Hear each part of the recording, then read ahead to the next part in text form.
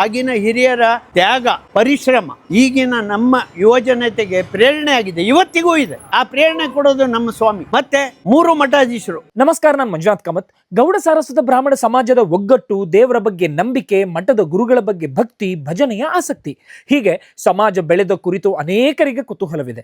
ಅದೆಲ್ಲವೂ ಹೇಗೆ ಸಾಧ್ಯವಾಗಿರಬಹುದು ಎಂಬುದಕ್ಕೆ ಸಾಕ್ಷಿಯೊಂದಿಗೆ ನಾನೀಗ ಶಿವಮೊಗ್ಗ ಜಿಲ್ಲೆಯ ಸಾಗರದಲ್ಲಿದ್ದೇನೆ. ಸಾಗರದ ಶ್ರೀ ಲಕ್ಷ್ಮೀ ವೆಂಕಟರಮಣ ದೇವಸ್ಥಾನದ 60ನೇ ವರ್ಷದ ಈ ಒಂದು ಸಂಭ್ರಮವನ್ನು ಕಣ್ತುಂಬಿಸಿಕೊಳ್ಳಿಕ್ಕೋಸ್ಕರ ಇಲ್ಲಿ ಬಂದೆ. ಭಕ್ತಿ ಎಂಬುದು ಸ್ಫೂರ್ತಿಯಾಗಿ, ಸಂಘಟನೆಗೆ ಸಹಾಯವಾಗಿ, ಸಮಾಜವೊಂದು ಬೆಳಗಿದ ದಿವ್ಯ ಕತೆ ಕೇಳಲು ನನಗೆ ಸಾಧ್ಯವಾಗಿದ್ದು ಉಡುಪಿಯ ದಿ ಒರಿಜಿನಲ್ ಆಭರಣ ಸಂಸ್ಥೆಯ ಪ್ರೋತ್ಸಾಹದಿಂದ.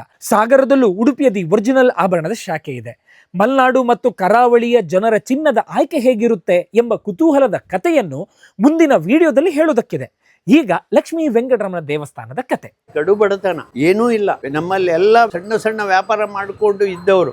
ಆ ಸಂದರ್ಭದಲ್ಲಿ ನಮ್ದು ಇಲ್ಲಿ 42 ಮನೆಗಳ ಒಂದು ವಸತಿ ಇದ್ದಿದ್ದು. ಗುರು ಮತ್ತೆ ದೇವರ ಬಗ್ಗೆ ನಂಬಿಕೆ ಮತ್ತು ವಿಶ್ವಾಸನೇ ಅವರಿಗೆ ಮೇಲಕ್ಕೆ ಏರಿಸ್ತಾ ಹೋಯ್ತು. ನಮ್ದು ಏನು ಕುಟುಂಬ ಇದೆ, 2026ರಲ್ಲಿ JSB ಸಮಾಜ 400 ಕುಟುಂಬ ಆಗಿದೆ. ಆ 400 ಕುಟುಂಬಗಳಿಗೂ ದೇವರು ಸುಖ, ಶಾಂತಿ, ಸಮೃದ್ಧಿ ಸಂಪೂರ್ಣ ದಯಪಾಲಿಸಿದ್ದಾನೆ. ಆ ಸಂದರ್ಭಕ್ಕಾಗಿ ನಾವು ಶ್ರೀದೇವರಿಗೆ ನಾವು ಸೇವೆ ಮಾಡಬೇಕು ಅಂತ ಹೇಳಿಕೊಂಡು ಈ 60 ವರ್ಷದ ವಜ್ರ ಮಹೋತ್ಸವ ಕಾರ್ಯಕ್ರಮವನ್ನು ನಾವು ಹಮ್ಮಿಕೊಂಡ್ವಿ. ಈ ದೇವಸ್ಥಾನ ಪ್ರತಿಷ್ಠಾಪನೆ ಆಗುವ ಸಂದರ್ಭದಲ್ಲಿ ನನಗೆ 14 ವರ್ಷ, ಈಗ ನನಗೆ ಪ್ರಸ್ತುತ 74 ವರ್ಷ. 1946ರಲ್ಲಿ ನಮ್ಮ ಪರಮ ಪೂಜ್ಯ ದ್ವಾರಕಾನಾಥ ತೀರ್ಥ ಸ್ವಾಮಿಗಳು ಗೋಕರ್ಣ ಮಠಾಧೀಶರು ಇಲ್ಲಿ ಹಾಲು ಸಕ್ಕರೆ ಹಾಕಿ ಈ ಸಮಾಜದ ಒಂದು ದೇವಸ್ಥಾನ ನಿರ್ಮಾಣ ಮಾಡಬೇಕೆಂದು ಸದಿಚ್ಛೆಯನ್ನು ವ್ಯಕ್ತಪಡಿಸಿ ನಮ್ಮ ಸಮಾಜ ಆವಾಗ ಸಣ್ಣ ಪ್ರಮಾಣ ಅದನ್ನು ನಾವು ಸಾಕಾರ ಮಾಡೋಕ್ಕೆ 20 ವರ್ಷ ತೆಗೆದುಕೊಂಡು ಎಷ್ಟು ಕಷ್ಟ ಇರ್ಬೋದು ಅಂತ ನೀವು ತಿಳ್ಕೊಳ್ಳಿ. ನಮ್ಮ ತಂದೆಯವರು ಆವಾಗೆಲ್ಲ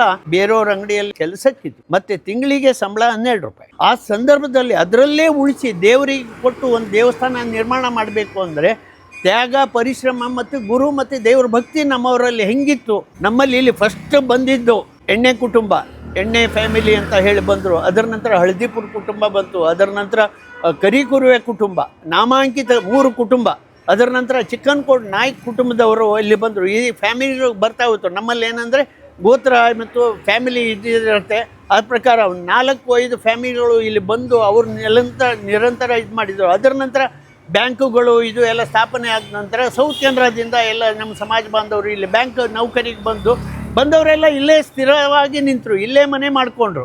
ಏನೇ ನದಿಗಳು ಬಂದು ಸೇರೋ ಸಾಗರಕ್ಕೆ ಅಲ್ಲ, ಹಾಗಾಗಿ ಸಾಗರಕ್ಕೆ ಬಂದು ಅವರು ಇಲ್ಲಿ ನೆಲೆ ನಿಂತಿದ್ದಾರೆ ಮತ್ತು ಇಲ್ಲಿಯ ವಾಸಿಗಳು ಅವರು ಆಗಿದ್ದಾರೆ ಮತ್ತು ಅವನ ದೇವರ ಒಕ್ಕಲಾಗಿದ್ದಾರೆ ಅಂತ ಈ ಸಂದರ್ಭದಲ್ಲಿ ಹೇಳ್ತೀನಿ.